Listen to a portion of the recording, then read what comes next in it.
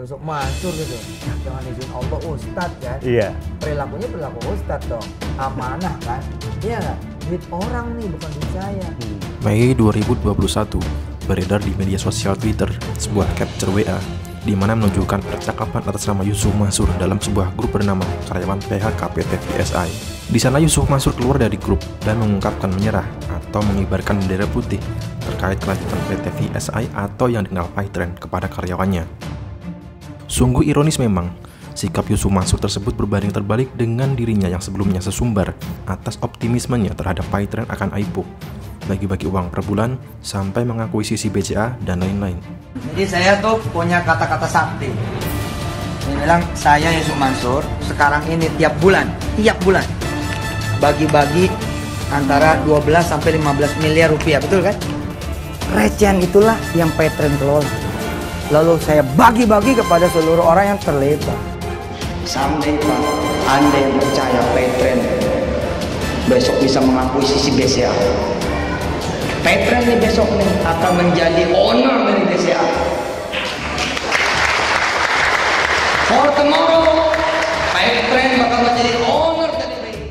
Oke. Kita beli-beliin Singapura, lalu kemudian kita rubah namanya menjadi Singapura. Dan kini melalui kuasa hukumnya Zaini Mustafa menuntut hak mereka dengan mengundang Yusuf Mansur untuk upaya bipartit.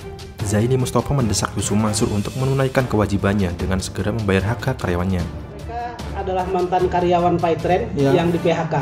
Oh, yang di PHK. Ya, yang sampai dengan saat ini hak-haknya tidak dipenuhi. Hak-hak apa tuh, Pak? Hak-hak termasuk gajinya kurang, kemudian pesangon tidak dipenuhi, kemudian THR juga tidak dipenuhi. Ya. Jadi masalah-masalah hak-haknya ini yang teman-teman ini minta diperjuangkan. Untuk diambil dari pihak perusahaan. Untuk ditagih. Oke. Ada berjalan waktu 2021 tidak ada pembayaran gaji Sama sekali. 2022 ini. Ya. Lawyer karyawan Paytrend ini juga mengklaim mempunyai dokumen-dokumen keboboran Paytrend di mana ada celah-celah pidana di dalamnya. Terkait dengan perkara ini, setelah 14 karyawan ini setor dokumen ke saya, ternyata celah-celah pidananya cukup banyak. Bismillahirrahmanirrahim. Assalamualaikum warahmatullahi wabarakatuh. Selamat pagi menjelang siang, ya. Selamat pagi menjelang siang. Saya Zaini Mustafa, kuasa hukum dari 14 karyawan PT Verita Sentosa Internasional atau biasa disebut Paytrend. Pada tanggal 5 April 2022 telah mengirimkan undangan kepada PT Verita Sentosa Internasional. Lengkap suratnya saya bacakan sebagai berikut. Kota Wisata 5 April 2022, nomor 02-ZM-NP-4-2022. Sifat terbuka perihal undangan bipartit, lampiran fotokopi surat kuasa.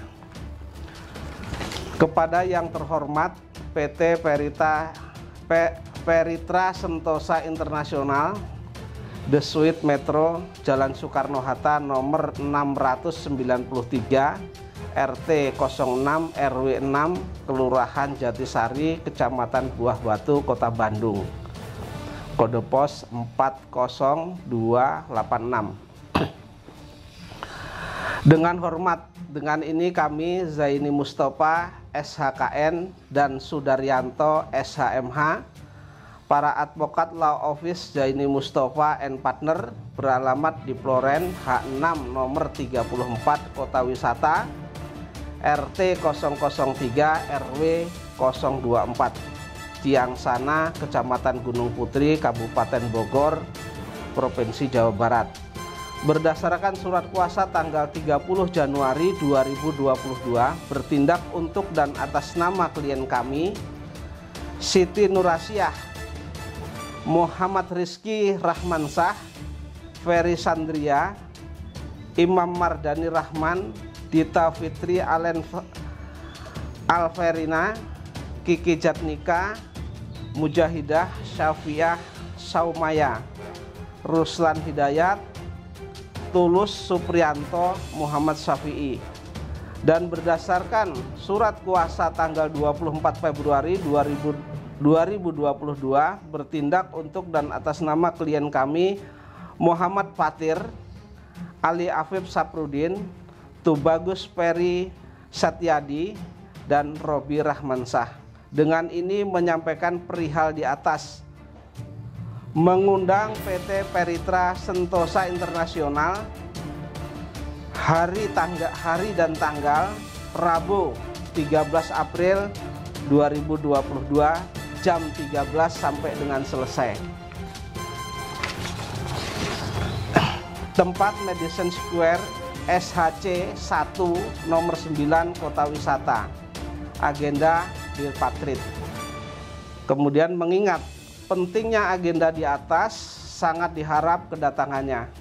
Komunikasi dapat dilakukan di HP 081 38 39 33 025 atas nama Zaini Mustafa. Demikian disampaikan, atas perhatian diucapkan terima kasih. Hormat kami kuasa hukum Siti Nurasiah dan kawan-kawan. Zaini Mustafa SHKN, Sudaryanto SHMH. Tembusan disampaikan kepada Presiden RI. 2. Menteri Tenaga Kerja dan Transmigrasi RI. 3. Kepala Kantor Wilayah Dinas Tenaga Kerja dan Transmigrasi Jawa Barat. 4. Kepala Kantor Suku Dinas Tenaga Kerja dan Transmigrasi Kota Bandung. 5. Media massa, 6 klien. Itu yang kami sampaikan dalam undangan.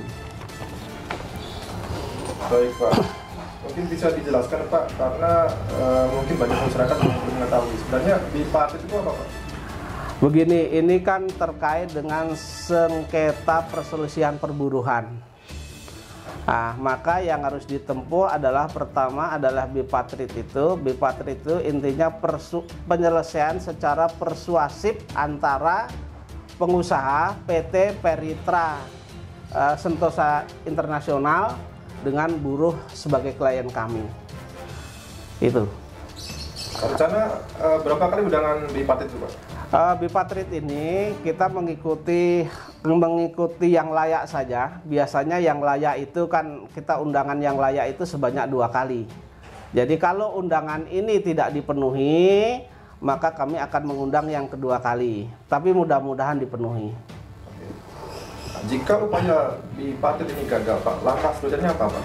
Langkah selanjutnya sesuai dengan hukum perburuhan, kita nanti tripatrit, mengajukan permohonan tripatrit kepada suku dinas ketenagakerjaan dan transmigrasi setempat, di mana PT Peritra Sentosa Nusantara itu berada, internasional itu berada. Baik. Oke. Lalu bagaimana juga tanggapan Bapak mengenai isu Masri yang sesumbar? Petren akan IPO ini Pak? Ya sah-sah saja, kalau misalnya bisa IPO sah-sah saja. Yang jelas intinya dalam kaitannya dengan klien saya ini mau IPO mau apa terserah, yang penting saya menagih hak-haknya klien saya terhadap pengusaha PT Peritra Sentosa Internasional itu. Nah, sebagai buruh ketika itu diputuskan atau dirumahkan, tentu mereka harus dibayar hak-haknya itu. Baik Pak. Lalu bagaimana tanggapan Bapak Zaini mengenai konon kabarnya Petren ini yang akan dijual Pak? Padahal kan saat ini sedang bermasalah nih Pak. Ya kalau mau dijual sah-sah saja asal ada yang mau beli. Yang penting bagi saya adalah hak-hak klien saya, 14 hak orang klien saya ini hak-haknya dipenuhi oleh pengusaha, yaitu PT Peritra Sentosa Internasional. Lalu apa pesan Pak Zaini khusus kepada penagih Petren ya, khususnya kepada Ustadz Mukarram Kiai Haji Yusuf Mansur ini Pak? Padahal beliau kan punya saham di mana-mana Pak, kok bisa gaji karyawan itu bisa tidak dibayar Pak? Nah, saya ini mengutip pendapat Dr. Supandi. Dasarnya hadis, beliau mengatakan bahwa hadis itu mengatakan, kemudian dikutip oleh Dr. Supandi yang ahli yang guru ya, dosen di Solo itu, si pengusaha itu, kalau dalam Islam pengusaha itu harus membayar gaji kepada karyawan atau buruh itu sebelum keringatnya kering. Jadi harapan saya ya tolonglah dibayar. Apalagi ini label perusahaan ini, label pengusaha ini kan katanya syariah. Masa sih nggak bayar sama karyawan? Jadi itu Pak cukup ya?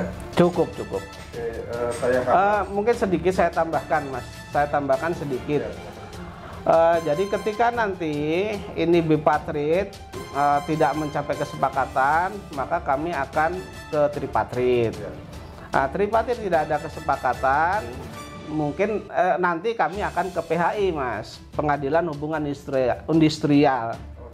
Ya, ini langkah-langkah hukum perburuan itu seperti itu.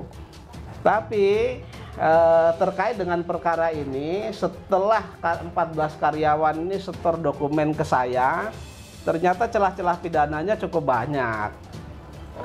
Ya, celah-celah pidananya cukup banyak. Tapi kalau mereka mau persuasif, ya persuasif, selesaikan dulu. Tapi kalau enggak, ya nanti akan saya bicarakan kepada klien saya, bagaimana kita kalau melangkah ke arah hukum ini, cukup banyak. Dan insya Allah bikin mereka babak belur kok gitu. Oke. Iya.